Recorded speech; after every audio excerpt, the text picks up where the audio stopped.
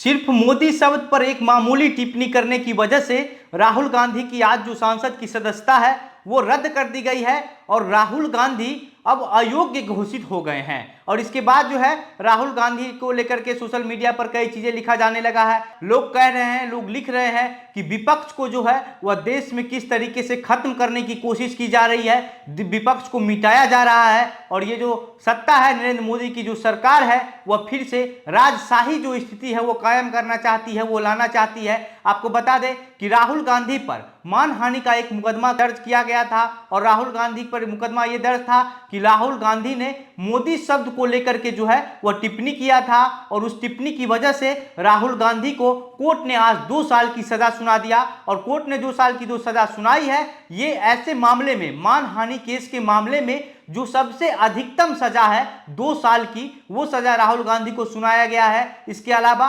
15,000 रुपये का जुर्माना भी राहुल गांधी पर लगाया गया है। हालांकि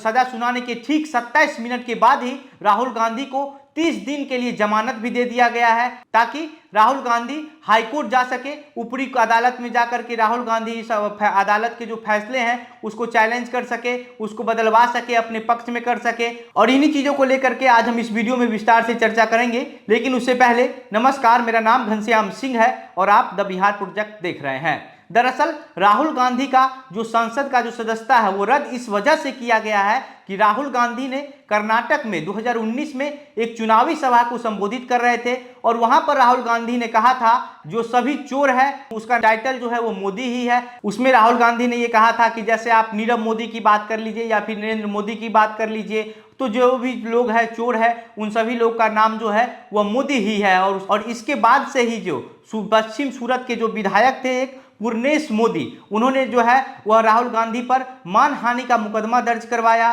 और पूर्णेश मोदी ने कहा कि हमारे पूरे समाज को राहुल गांधी ने चोर कहा है। और इस मामले में जो है राहुल गांधी पहले भी 2-3 बार कोर्ट में पेश हो चुके हैं और पेश होने के बाद राहुल गांधी ने उस समय कहा था कि हमारा इसमें कोई गलती नहीं है, हम निर्दोष हैं, हमने तो भ्रष्टाचार के खिलाफ जो आवाज है उसको उठाने की कोशिश किया था, उसको उस आवाज को उठाया था। हम पे इस तरीके का जो केस है ये गलत लगाया जा रहा है, गलत इल्जाम लगाया जा रहा है, मेरे बात को गलत तरीके से पेश किया जा रहा है। हालांकि अब सूरत का जो कोर्ट है वो राहुल गांधी को 2 साल का सजा सुना दिया है और राहुल गांधी पर 15,000 रुपये का जुर्माना भी लगा दिया है। अब राहुल गांधी जो है बुरी तरीके से फंस गए हैं। अब राहुल गांधी को घर भी खाली करना पड़ सकता है और उसके बाद केरल के वायनाड से राहुल गांधी जहां से सांसद थे उस सांसदीय सीट को जो है अब खाली घोषित कर दिया गया है और जो चुनाव आयोग है उस सीट पर कभी भी चुनाव करवा सकती है। और राहुल गांधी को अगर ऊपरी अदालत में राहुल गांधी जाते हैं, मान लीजिए जैसे सूरत का जो कोर्ट है,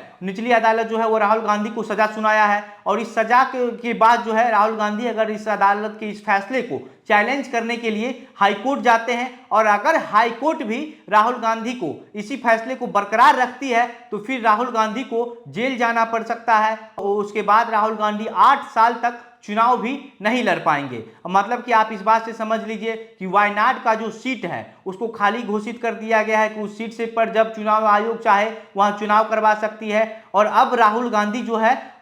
सूरत के हाईकोर्ट जाएंगे और हाईकोर्ट में राहुल गांधी जो है इस बात का अपील करेंगे ये जो फैसला हमारे खिलाफ सुनाया गया है इस फैसले में मेरा कोई गलती नहीं है, हम कहीं से सही नहीं है। लेकिन अब देखने वाली बात यह है कि अब जो हाईकोर्ट है वहां का वो राहुल गांधी के जो अपील है उस अपील को किस तरीके से लेती है। राहुल गांधी को जो सजा निचली कोर्ट की तरफ से जो है वो 2 साल की सुनाई गई है इसको कम किया जाता है या फिर जो हाईकोर्ट है वह भी इस फैसले को बरकरार रखती है। अगर ये फैसला बरकरार रहता है तो राहुल गांधी का राजनीतिक जो कैरियर है वो खत्म होने की भी स्थिति हो सकती है, क्योंकि 8 साल जब आपको राजनीति से अलग रहना पड़ेगा तो हो सकता है कि आप राजनीति में उस तरीके से दोबारा जो है नए एनर्जी से नहीं आ सकते हैं, क्योंकि 8 साल में बहुत कुछ बदल सकता है। और इसके अलावा सुप्रीम कोर्ट ने 11 जुलाई 2013 को ही एक फैसला सुनाया था जिसमें सुप्रीम कोर्ट ने कहा था कि अगर कोई भी विधायक या सांसद को अगर निचली अदालत की तरफ से जो है अगर 2 साल या उससे अधिक का सजा सुनाया जाता है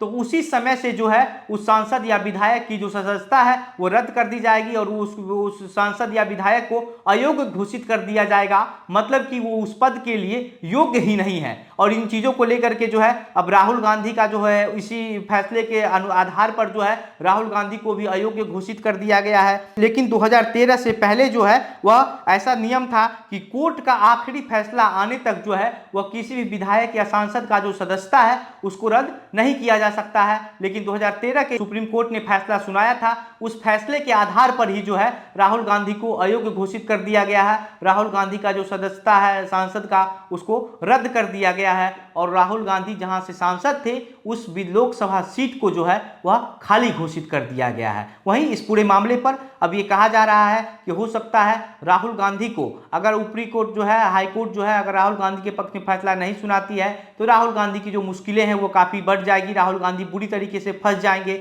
राहुल गांधी को दिल्ली में जो सरकारी आवास मिला हुआ है वह भी खाली करना पड़ सकता है। वहीं इस पूरे मामले पर जो है राहुल गांधी के वकील जो है वह हाईकोर्ट जाने की तैयारी करना शुरू कर दिए हैं। उनका कहना है कि हाईकोर्ट हम जाएंगे अब इस चीज को के लिए, क्योंकि अयोग्य जो घोषित करने का जो यह है ये राष्ट्रपति चुनाव आयोग से बातचीत करके ही तय कर सकते हैं कि किसको अयोग्य किया जा सकता है, किसकी सदस्यता रद्द की जा सकती है। लेकिन निचली अदालत की तरफ से राहुल गांधी पर जो ये 2 साल का सजा सुनाया गया है और उसके बाद वहां का जो सचिवालय है उसके तरफ से जो है राहुल गांधी की सदस्यता रद्द कर दी गई है। बाकी इस पूरे मामले पर आपको क्या लगता है कि विपक्ष पर किस तरीके से प्रहार किया जा रहा है? विपक्ष लोकतंत्र का एक बहुत बड़ा कड़ी होता है और अगर विपक्ष देश में नहीं रहे तो आप समझ सकते हैं कि देश की स्थिति क्या हो सकती है। बाकी आप क्या सोचते हैं, अपनी बातें हमें कमेंट बॉक्स में लिखकर बताइए। वीडियो को शेयर कीजिए, अगर आपकी जो प्रतिक्रिया है इसको बताइए और ज़्यादा से ज़्यादा लोगों तक पहुँचाइए। आप द बिहार प्रोजेक्ट देख रहे थे। मेरा नाम घनश्याम सिंह है। बहुत बहुत धन्यवाद।